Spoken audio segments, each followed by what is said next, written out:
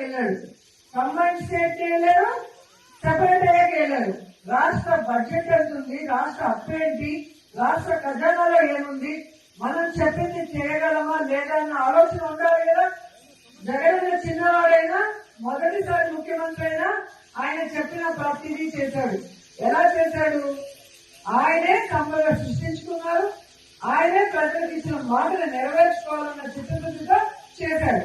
చంద్రబాబు నాయుడు దిగిపోయే రోజుకి ఖజానాలో ఎంత ఉంది? 100 కోట్లు కూడా లేదు.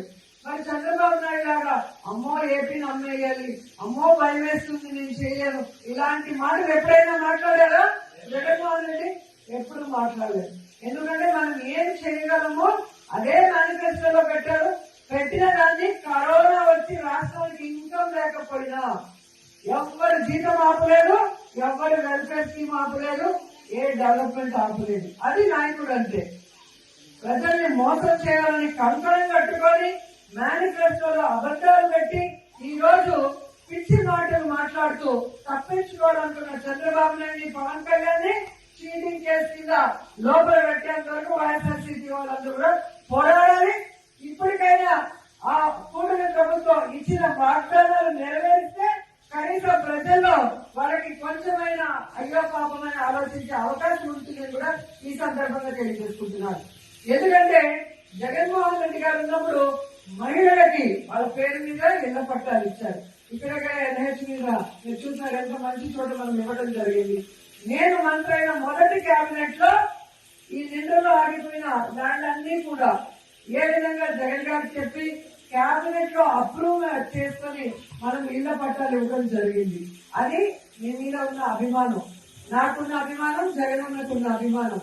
మనం కోరిన వెంటనే పేదవాళ్ళకి మనం ఇల్లు ఇవ్వాలి. ఈ సమస్య అనగానే అది ఎలా పరిష్కరించి జగనన్న చేశారో మీ అందరూ కూడా గమనించాలి. అలాగే ఇదే మండలంలో ఉన్నారు, గతంలో ఉన్న ఎమ్మెల్యేలు గాని, ఎక్స్ మన శ్రీశైలం బోర్డు చైర్మన్ ఇక్కడే జడ్పీటీసీగా చేశారు. కానీ ఈ మండలానికి ఏమైనా చేశారో మీరు ఆలోచించండి.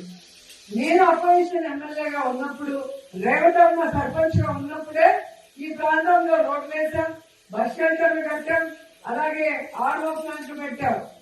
ఆ రోజు ఆమె చెక్కలు కూడా కక్ష సాధింపుగా తెలుగుదేశం పార్టీ వాళ్ళు తీసేసిన పోరాడి తెచ్చుకొని ఈ ప్రాంతం కోసం మనం ఎంత డెవలప్ చేసామో మీ అందరూ కూడా చూశారు.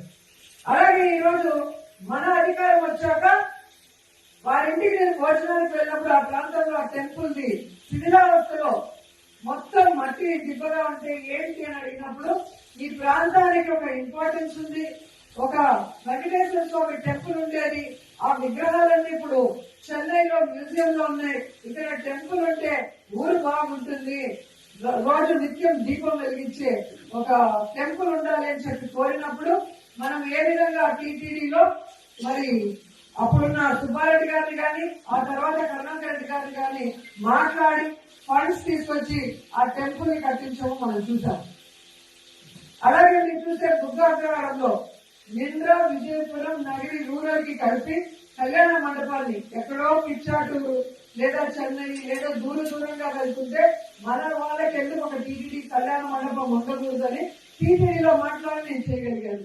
అంటే నేను మొదటిసారి మంత్రి అయ్యాను, మొదటిసారి నేను అధికారంలో ఉన్నా కూడా ఈ ప్రాంతం వారు కోరిన దాన్ని ఎలా చేయాలని సీనియర్లతో మాట్లాడుకొని ఆ విధంగా నేను అడుగులు వేశాను. మరి ఇక్కడ సీనియర్ మోస్ట్ ఉన్నామని చెప్పుకుంటున్నారు కదా, ఈ రోజు నా గురించి తిరుపతి ప్రెస్ క్లబ్ లో మీరు మాట్లాడుతున్నారు కదా, వాళ్ళని నేను ప్రశ్నిస్తున్నాను, ఎందుకు మీరు నేను రాకముందు చేసుకోలేకపోయాను?